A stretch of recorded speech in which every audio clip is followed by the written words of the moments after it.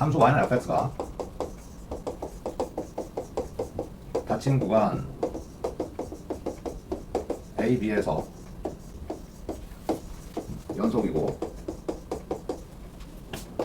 열린 구간 a, b에서 미분 가능할 때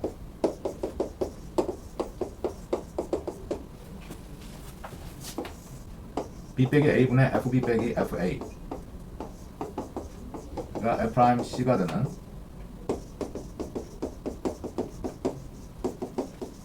c가 열린 구간 AB 사이에 적어도 하나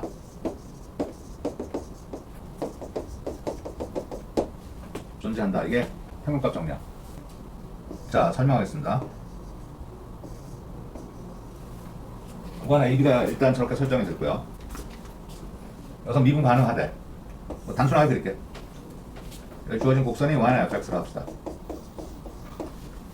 그러면 지금 닫힌 구간 AB에서 연속인 건 분명하고 A부터 B 사이에서 미분 가능한 것도 확실하지. 왜 미분 가능은 열린 구간으로 쓸까? 어떤 구간으로 곡선을 자르면 양 끝은 미분의 의미가 없어지는 거야. 그렇다면 지금 이와 같은 곡선을 상상해 볼 수 있죠. 여기서 좌변이 말하는 건 뭐지? AB에서는 뭘 말해? 평균값. 평균 변화율이라고 그러지. 네. 평균 변화율은 곡선 위에 두 점을 맺는 직선의 기울기라고 배우지 않았니? 네. 그러면 그것이 F'C다. 우변이 말하는 건 뭐야? C에서의 접선의 기울기지. C에서의 접선의 기울기하고 평균 변화율, 즉 두 점을 이어준 직선의 기울기하고 같은 C가 AB 사이에 있다는 얘기인데, 그러면은 얘하고 평행한 접선을 그어보자 이거잖아. 평행한 접선이 이쯤에서 그어지지 않아요? 그때 이 접점이 바로 뭐에 해당돼? C에 해당되지. C에서의 미분계수가 이걸 의미해. 그러니까 결국은 그 C는 AB 사이에 적어도 하나 존재하고 있다라고 말할 수 있지. 곡선이 만약에 좀 더 드라마틱하게 이렇게 그려졌다면 AB에서의 평균 변화율은 아까 그린 그 직선으로 볼 수 있는데 얘하고 평행한 접선은 몇 개 그을 수 있어? 두 개 그을 수 있어. 그러니까 어쨌든 AB 사이에 적어도 하나는 평행한 접선을 볼 수 있다는 얘기잖아. 네. 자, 그림 간단하게 하나 그려놓고요. 설명은 어떻게 해주면 돼? 구간의 양끝점을 잇는 직선과 어떤 평행한 접선을 어디서 그릴 수 있다? 구간 AB 사이에서 적어도 하나 그릴 수 있다. 이런 뜻으로 가르치면 되죠. 함수 y는 fx가 전제는 똑같아요. 닫힌 구간 AB에서 연속이고 열린 구간에서는 AB에서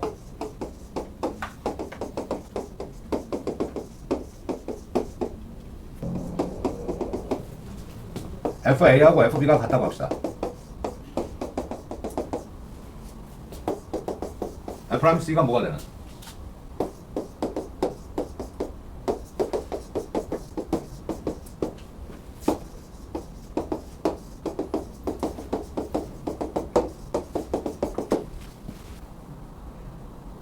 지금 여기 FA가 FB가 같다고 그랬지. 그렇게 되면 평균 변화율이 A에서 B까지의 평균 변화율이 얼마가 돼?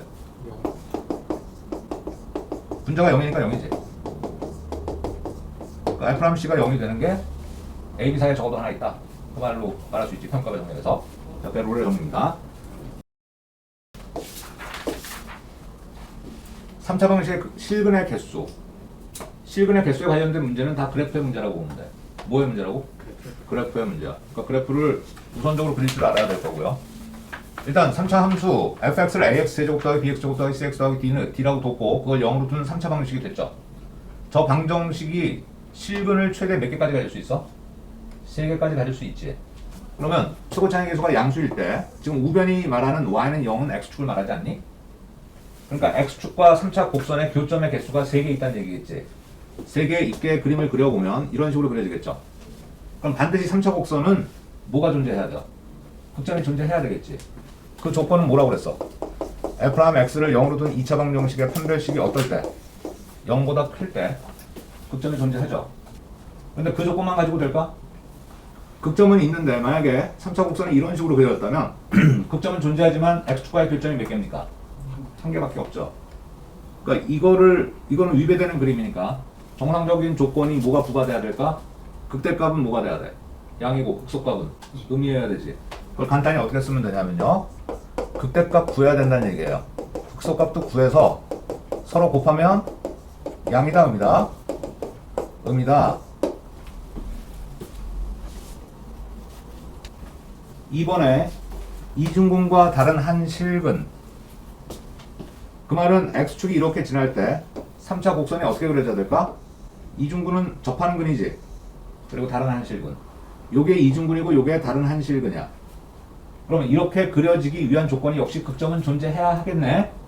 첫 번째 네모에는 어떻게 써야 돼? 아까처럼 F'X는 0의 2차 방정식의 판별식이 0보다 크다고 써야 되고, 지금 이 그림에서는 극대값이 0이 되는 경우지, 극소값이 0이 되어도 이중근이라고 말할 수 있지.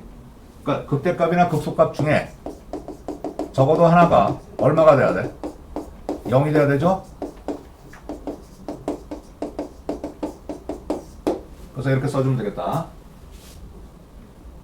세 번째, 3차 방정식은 무조건 적어도 하나의 실근을 갖죠.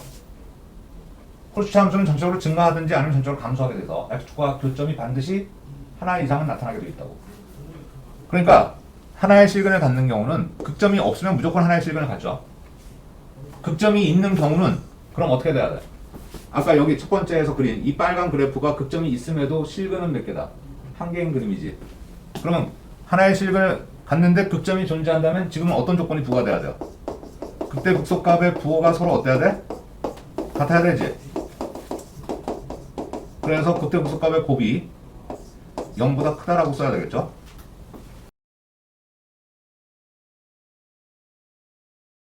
속도 가속도와 미분. 여기 나타나고 있는 위치, 속도, 가속도 이런 건 다 벡터량이야 스칼라량이야? 벡터량이라고. 뭘 갖고 있다고? 방향성을 갖고 있다고. 그 방향성은 임의로 잡는 거야. 문제에 거의 나타나 있어. 자, 그래서 1차 운동, 직선 운동에서 위치를 시간의 함수 ft라고 할 때 보통 벡터 표시는 이렇게 위에다 벡터 표시를 해주죠. 근데 1차 운동에서는 이걸 생략해요. 왜 그럴까? 방향이 몇 군데밖에 없어. 두 군데밖에 없어. 양의 방향과 음의 방향. 그러니까 방향성을 부호가 결정해주기 때문에 생략하는 거야. 실제는 벡터량이라고. 그러면 순간 속도는 뭐라고?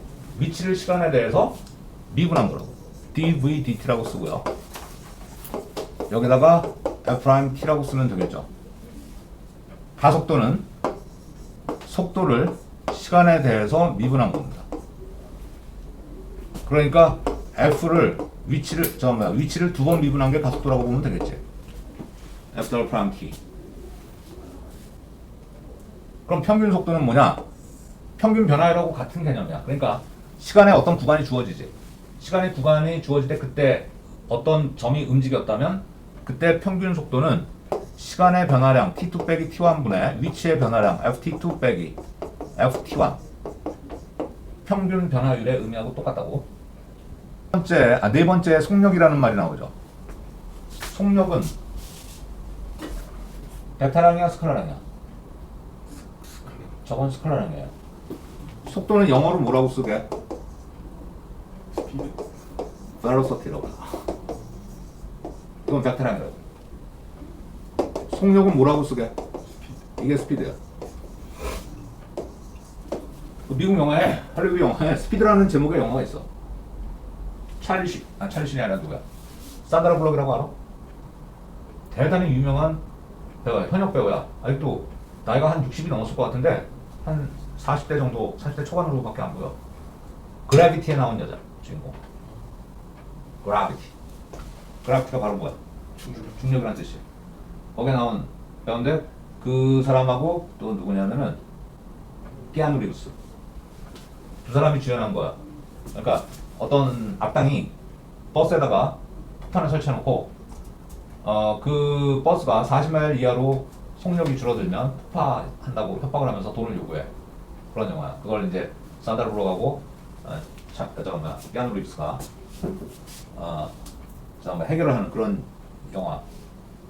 근데 벨로시티라는 말이 들어간 영화도 있어요. 터미널 벨로시티라는 영화.